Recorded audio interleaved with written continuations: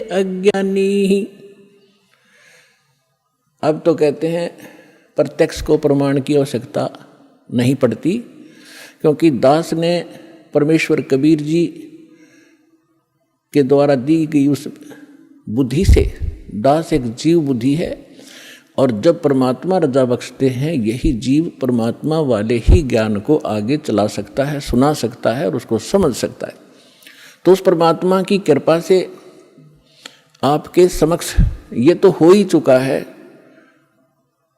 कि यथार्थ ज्ञान क्या है, अध्यात्म मार्ग कैसा है, और ये भी आप खूब समझते हैं कि आज तक हमारे सदग्रंथों को हमारे ही ऋषि महर्षि गुरु ब्राह्मण आचार्य शंकराचार्य इस सिलेबस से परिचित नहीं थे, तो खाक टीचर थे वो, जीवन अपना नाश कराया, हमारे पूर्वजों का बट्ठा बैठा दिया, भूत बनवा दिए, फिर उनके श्राद्ध निकलवाने शुरू कर दिए। तो इस तरह की भ्रमणा अज्ञानता से फैलती है। तो आज तक हमारे जितने भी ऋषि महर्षि हुए हैं, इवन ब्रह्मा विष्णु महेश, इनको कोई अध्यात्म ज्ञान नहीं था।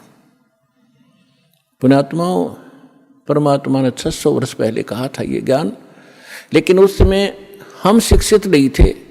हमारे धर्मगुरु केवल संस्कृत भाषा पढ़ा करते थे और सदग्रंथ भी संस्कृत भाषा में थे, जिस कारण से हम अपने भगवान को ना पहचान सके, ना अध्यात्म ज्ञान को जान सके।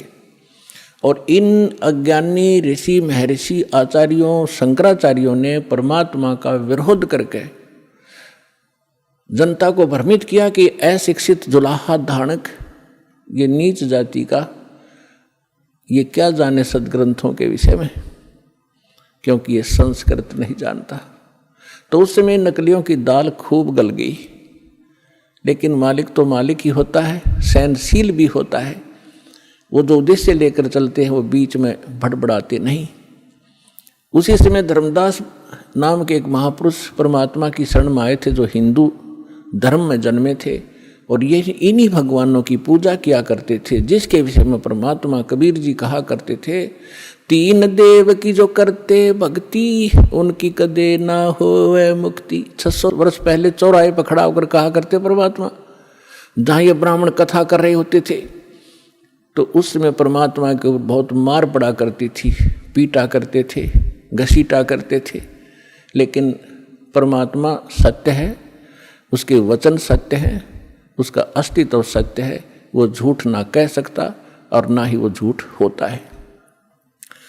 तो जब धर्मदास नाम के एक महापुरुष बड़े विचलित हुए, अब जो प्रसंग चल रहा है हम उसी पर आते हैं। इस ज्ञान को बताने के लिए परमात्मा स्वयं आते हैं।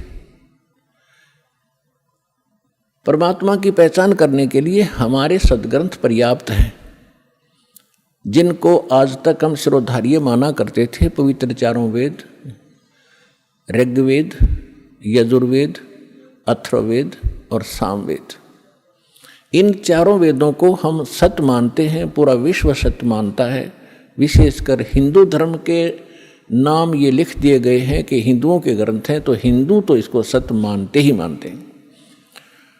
दूसरे श्रीमद् भगवत गीता, वेदों से भी प्रथम स्थान आज श्रीमद् भगवत गीता जी का है, क्योंकि ये एक छोटा ग्रंथ है और चारों वेदों का निष्कर्ष है, और उसके बाद 18 पुराण।